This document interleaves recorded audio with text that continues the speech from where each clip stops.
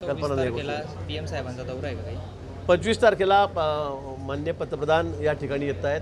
पुन्हा एक मोठा कार्यक्रम म्हणजे 1.25 लाख महिला आमच्या भगिनी या ठिकाणी एकत्रित एअरपोर्टच्या समोर इथेच आपण ग्राउंडच्या ठिकाणी जागाची निवड केलेली आहे आणि खूप मोठा भव्य दिव्य असा कार्यक्रम म्हणजे भूतून भविष्य असा मोठा कार्यक्रम या ठिकाणी पंतप्रधान महोदय यांच्या उपस्थितीमध्ये होईल। की भावी आमदार फक्त आमचे अमोलदादाच असणार अशी बॅनर मी ते सांगतो तुम्हाला, निवडणुका जोपर्यंत जाहीर होत नाही, तिकीट अधिकृत जाहीर होत नाही तोपर्यंत या सगळ्या गोष्टी सुरू असतील, चालू राहतील।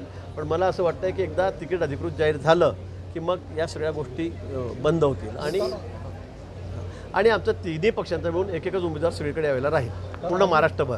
बंडखोर उभे राहू शकतात अशी भीती आहे? नाही, मला नाही वाटत। आता अपवादात्मक परिस्थितीमध्ये प्रत्येक इलेक्शनला सगळ्या ठिकाणी असतात लोक, तसं नाही आहे।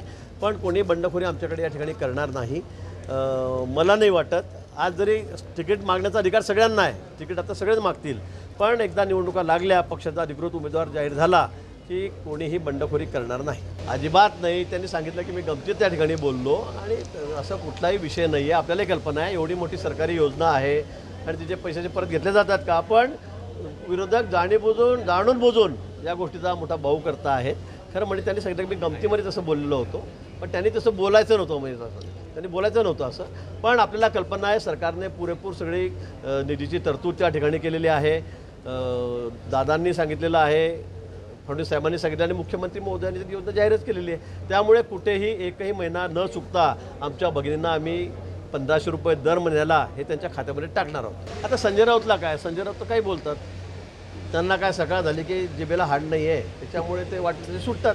आता हे म्हणजे त्या कोणत्या काकीला मिशा असतं तर काय झालं असतं आणि त्याला ते असं असं हा विषय आहे, हा इकडे असतं काय झालं असतं, तिकडे झालं असतं काय झालं असतं, हे काय असे विषय होऊ शकत नाही ना, असे विषय होऊ शकत नाही। निवडणुका कधी लागतील?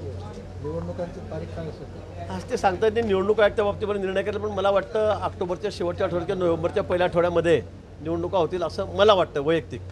जागा वाटप कधी होईल?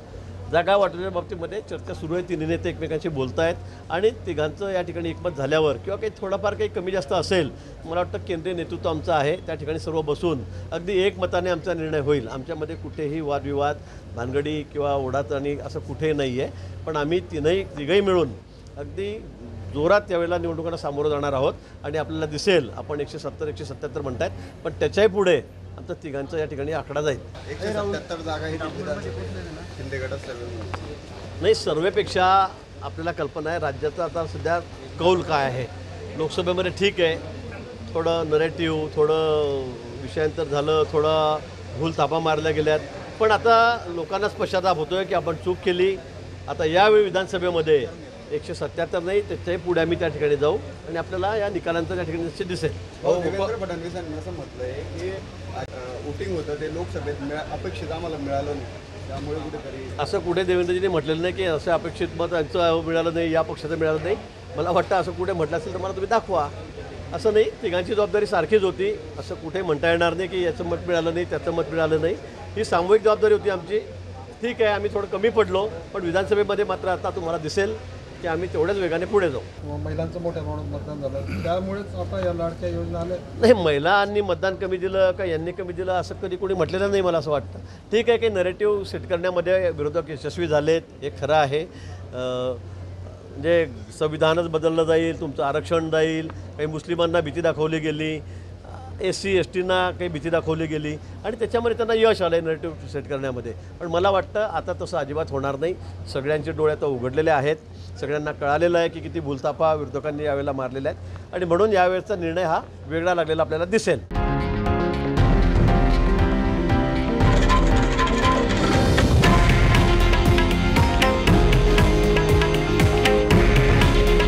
हे आहे देशातील नंबर 1 न्यूज नेटवर्क आणि आपण पाहत आहात TV9 मराठी। काळजी तुमची, हित महाराष्ट्राचं।